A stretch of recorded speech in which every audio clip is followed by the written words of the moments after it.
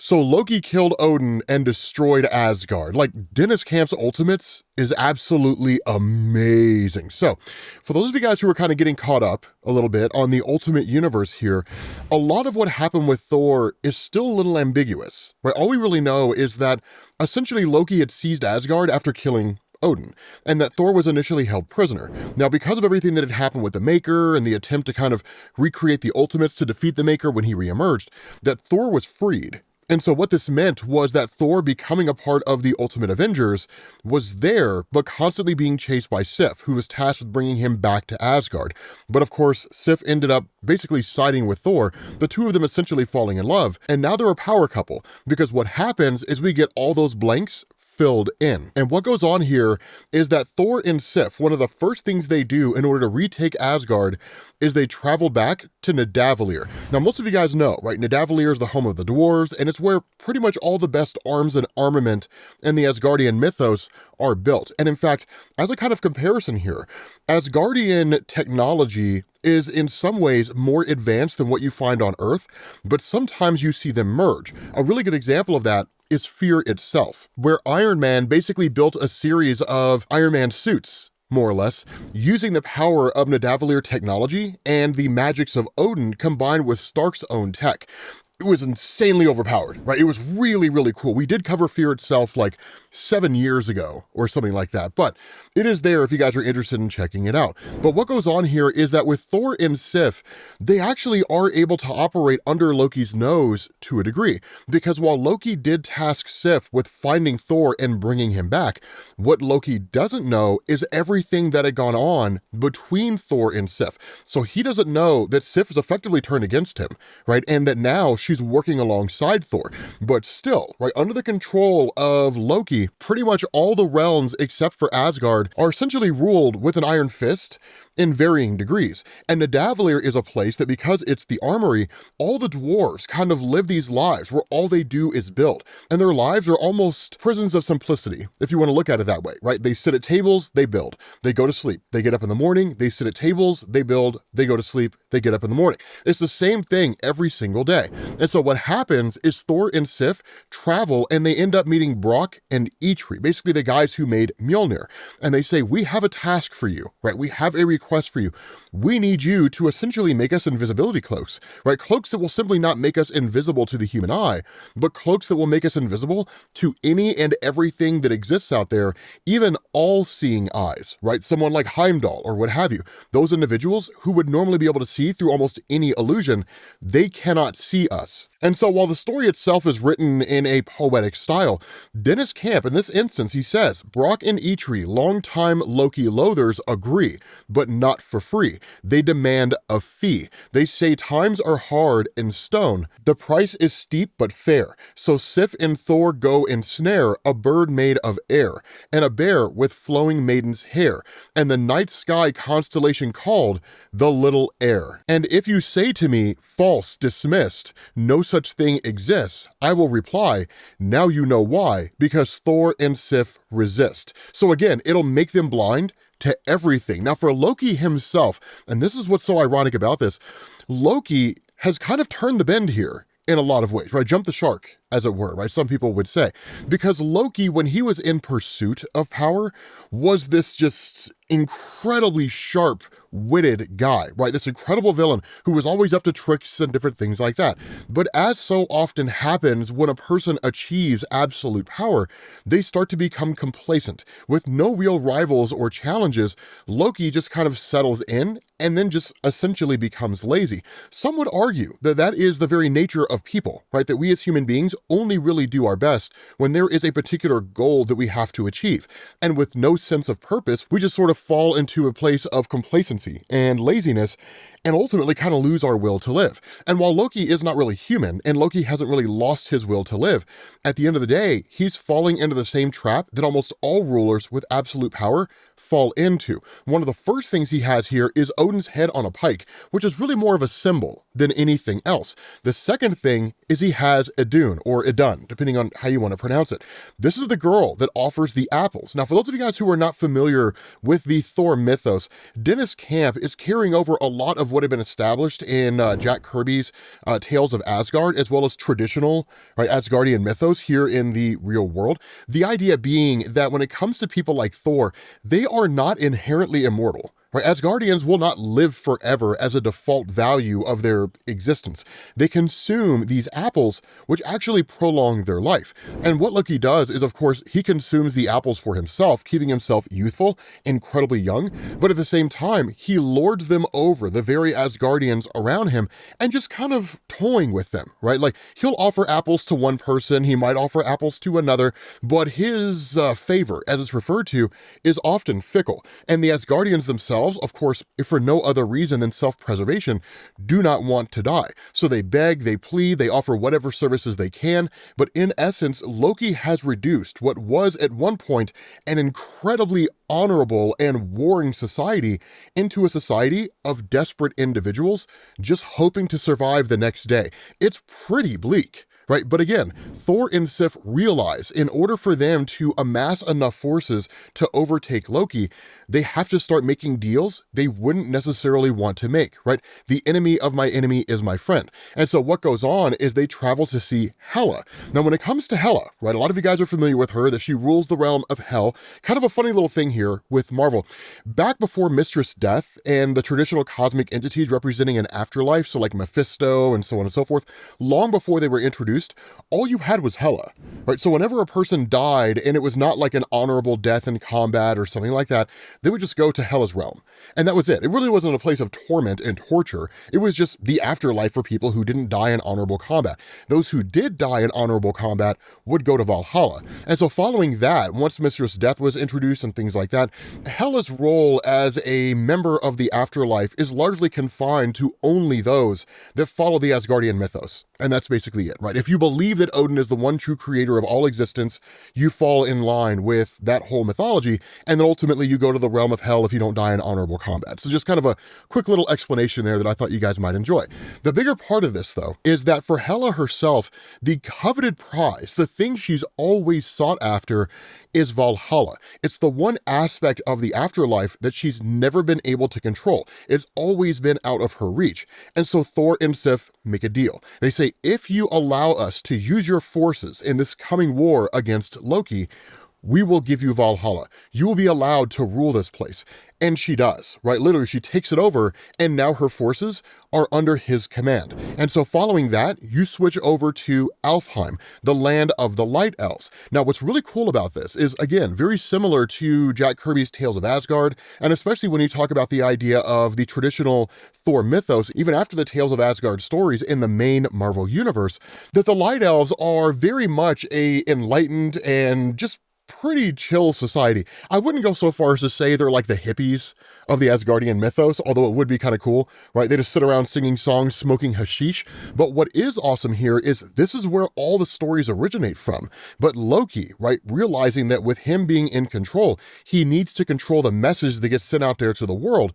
He basically turns the Light Elves into a propaganda machine. So all they do are tell these stories of Loki's greatness. They tell these stories of these fantastic things that Loki has done. None of them are true. None of them are true at all. It only exists in Loki's mind. But now that they're writing it, it exists in the real world. And then that's when you start getting into the other parts of this, because what we're seeing are societies that have just basically been conquered by Ultimate Universe Loki.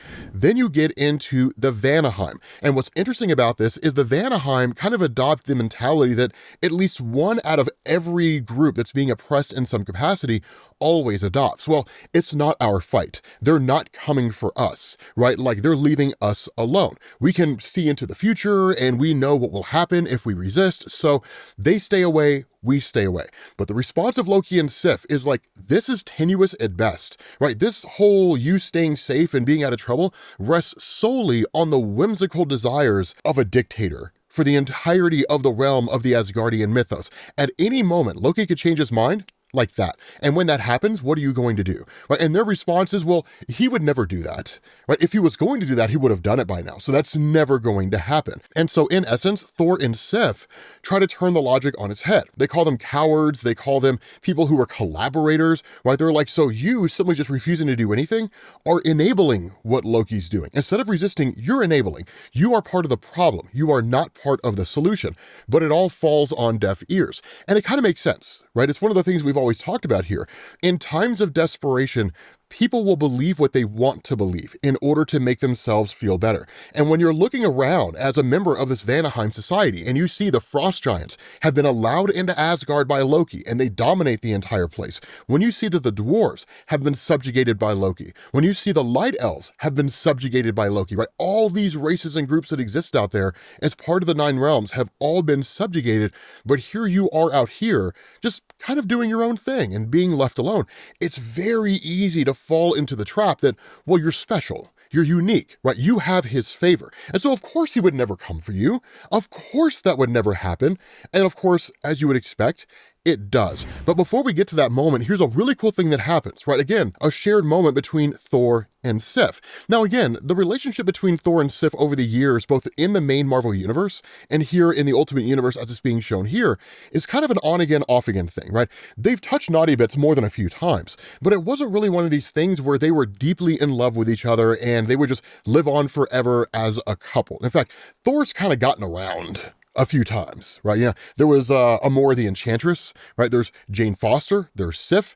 Thor likes spreading the seed, man. I don't know what to tell you, right? But the fact is, here in this particular universe, the two of them are very much in love. And as time passes, they fall more and more in love. But the problem is that their natures come into direct conflict with the passion they share. The reason being because after they're done doing the thing, that literally Sif wakes up like the next day, some period of time, because in these places, time is all relative, right? So a day within Vanaheim might be like a week on Earth or something along those lines. And Thor returns, but he smells like sulfur, right? Like he's covered seemingly in ash. And so obviously he's been to Muspelheim, the realm of Surtur, and he doesn't answer the question she has, which is like, what have you done, right? What are you doing? And even then, when she asks the question, she's asking it rhetorically. She doesn't want an answer to this. What this is illustrating here is that by their very natures, they keep a kind of barrier between each other, right? At the end of the day, what is a relationship, right? Time spent together and shared memories and experiences. That's it. Nothing more, nothing less, right? As time goes on, you become more cohesive in yourself, but what kind of creates those experiences and makes them more significant is the willingness to open up to that other person and to truly allow them to be your best friend, right? A closer part of you. That means revealing all the good and the bad and having all those conversations, regardless of how uncomfortable they may be. And in this instance with Thor and Sif, they avoid all the hard stuff, right? They are essentially friends with benefits, right? But calling themselves in kind of a relationship to a degree.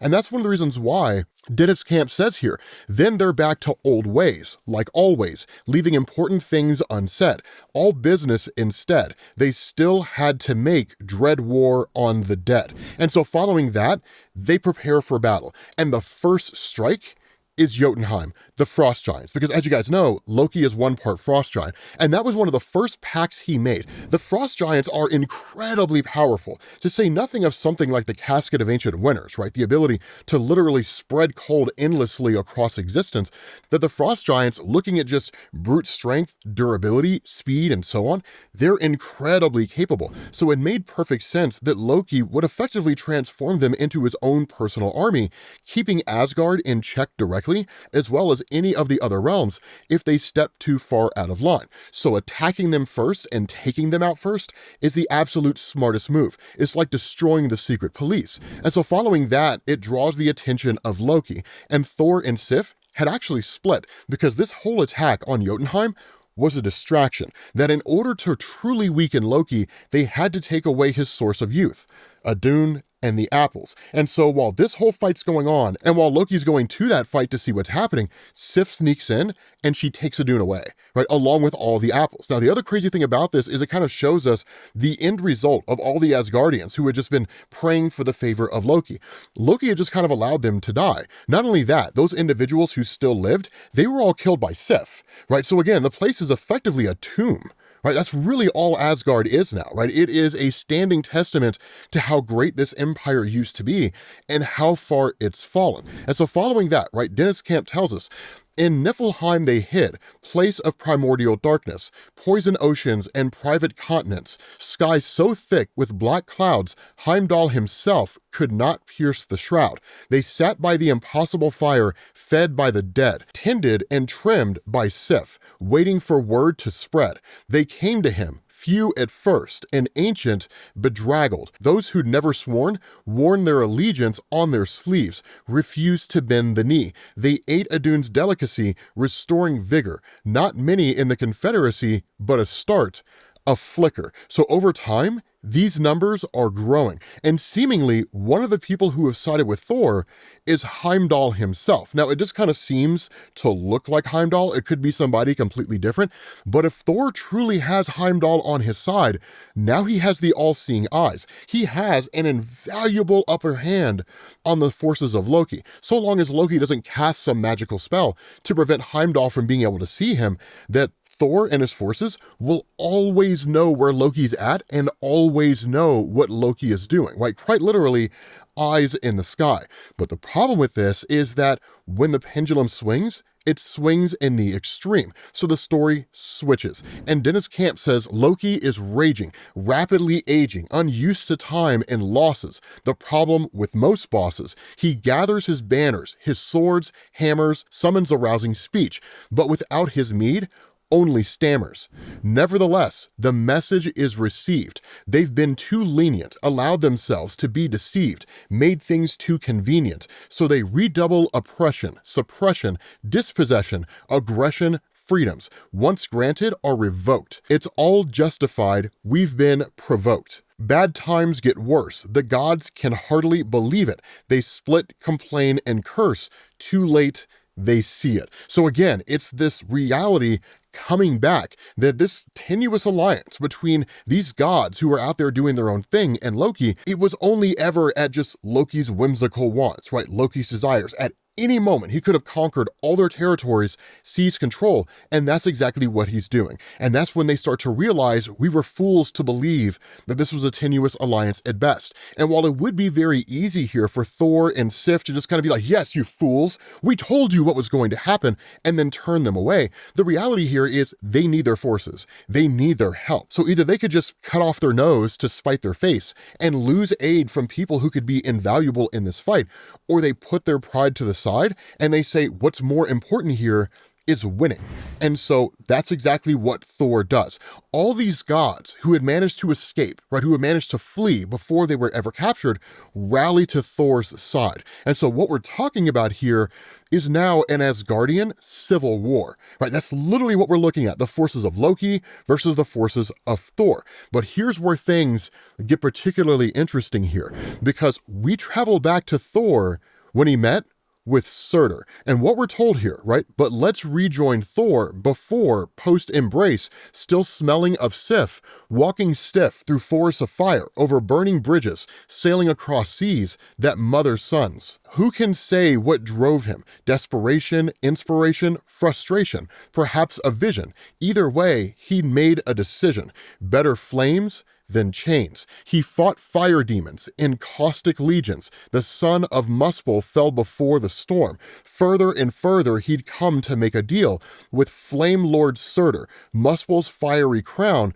who approved his appeal. And Thor literally shakes the hand of Surtur and says, burn it all down. Destroy the entirety of Asgard. Now, this is a total flip on what we're used to, because for those of you guys who remember the Thor disassembled story, colloquially known as Thor Ragnarok, right, leading up to the events of like Civil War and House of M and all that kind of stuff in the early 2000s of Marvel, following Dan Jurgens' run and like the death of Odin, that what had happened was that Loki had actually gone with Surtur, and Loki had struck a bargain with Surtur to start Ragnarok and to destroy all the Asgardians. So it's totally flipping the narrative on its head.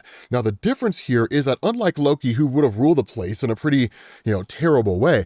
But what goes on is that Thor likely has the intention of burning it all down and then building it all back up again. Because sometimes that's all you can do. Instead of trying to fix what's left and salvage these little pieces, the easiest thing to do is to just smash the glass into a million pieces, throw it away, and forge a new glass and start all over again. Is it an extreme response?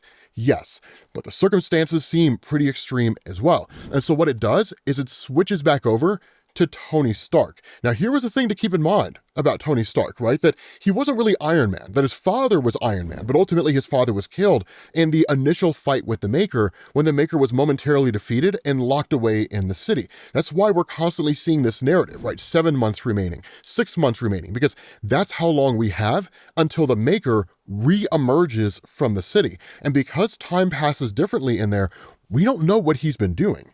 We have no clue what he's been working on. He could simply emerge from that and it's just him. Or he could emerge with that with an army of 1 trillion monsters more horrific than you and I could ever imagine. Or he's cloned every superhero on Earth, right? So it's an army of Iron Man and Captain America and Thor and so on and so forth, right? Who knows? Right, imagine like 50 million Spider-Men pouring out of that thing, right? Clones of Peter Parker, and just attack everybody, right? It would be absolutely insane. But Tony Stark, right, realizing that the Maker had formed the Illuminati, this kind of council that would run things behind the scenes so that the Maker could just continue with his plans without having to have an active hand in controlling the world, that initially Tony Stark's back was broken by the Hulk, right? He was literally crushed. He was demolished by the Hulk, and so he's been recovering this entire time.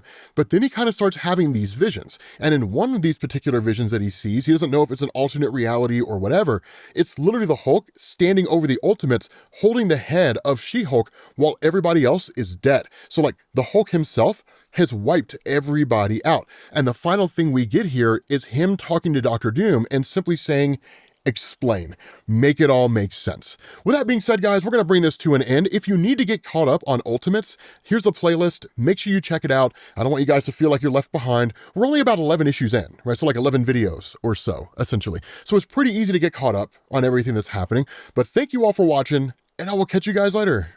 Peace.